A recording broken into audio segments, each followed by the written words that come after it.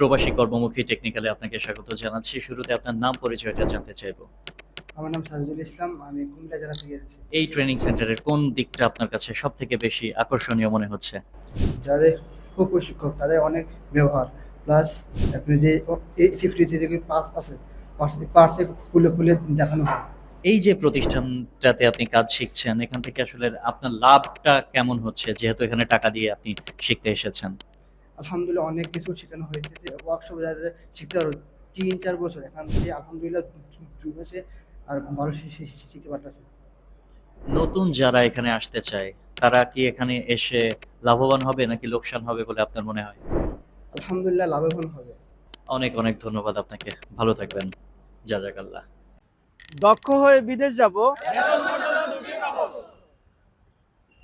We are from প্রবাসী কর্মমুখী technical.